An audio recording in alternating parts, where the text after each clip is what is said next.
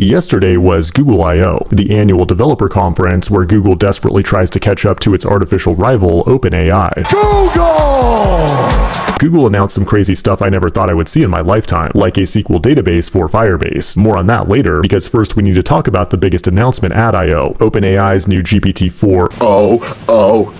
You see, OpenAI hype lord Sam Altman yet again wrapped up Sundar in a wet blanket by releasing GPT-4o just hours before Google I/O, which is a total coincidence and definitely not designed to troll Google. In today's video, we'll break down this artificial beef, but more importantly, look at all kinds of crazy new technology released in just the last 48 hours. It is May 15th, 2024, and you are watching The Code Report. On Monday, OpenAI had a surprise spring update where they unveiled their new flagship model, GPT-4 Omni. You've got me on the edge of my, well, I don't really have a seat, but you get the idea. What's the big news? Yeah, we've got a new model, which is faster and cheaper than GPT-4 Turbo and combines text, vision, and audio into a single model. What was most impressive, though, was its human-like conversational abilities.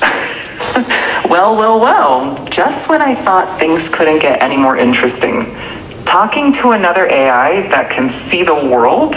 By default, it uses a California Valley Girl accent set to maximum cringe, but the tone of the voice can vary from dramatic to sarcastic to super chill for bedtime stories. A bedtime story about robots and love? I got you covered! This technology will be a huge leap forward for your AI girlfriend, and you can use the GPT-4o model today, but the conversational part of it is still not available to the public. That's disappointing, but what you also need to know is that OpenAI is in talks to put their technology on the iPhone, but Google also wants to get its flagship model on the iPhone as well. Talks are ongoing to also get Gemini on the iPhone, so these companies are competing to create a model that's smart, but also fast and cheap enough to run on mobile in order to get that massive bag from Apple. Yesterday at I/O, Google demoed something called Project Astra, which feels similar to 4 Omni. Do you remember where you saw my glasses?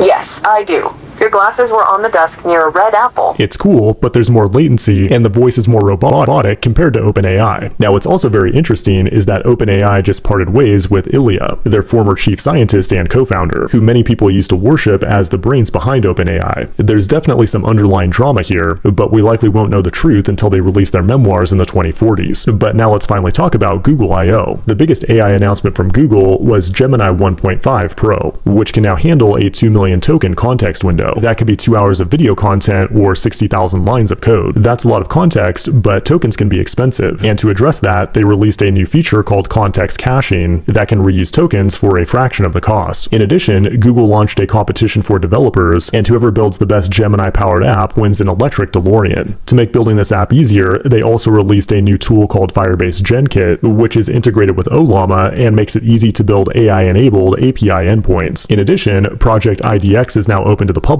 which is a browser-based VS Code that's also integrated with things like mobile emulators. By far the most exciting thing for me, though, is a new tool called Firebase Data Connect, which officially brings Postgres into Firebase. This has been the #1 most requested feature for years. How do I use Firebase with SQL? And its absence has led to startups like Supabase, which is branded as a Firebase alternative. But now in 2024, the turns have tabled. Firebase will also announce some new hardware like Trillium TPUs and Axion, its new ARM-based CPUs for data centers. And finally, Google also announced Veo, a generative video model to compete with OpenAI Sora. It's extremely impressive compared to where we were just a year ago, but yet again, it just feels one step behind OpenAI. We just looked at all kinds of crazy new game-changing technology, but at this point, I'm feeling a little disappointed with our progress towards the singularity. It's been over a year since GPT-4, and unfortunately, I still have a job. 4 Omni, Claude, and Gemini 1.5 all seem to be pretty maxed out on how far they can get with these benchmarks. Making models faster and cheaper is great, but if they're not becoming more intelligent, then the singularity is nowhere in sight. They've already absorbed almost all the information humans have created, so unless there's a major breakthrough that makes AI actually intelligent and able to learn independently, it sure looks like we're standing on the edge of a plateau, and the only place to go is the trough of disillusionment. This has been The Code Report. Thanks for watching, and I will see you in the next one.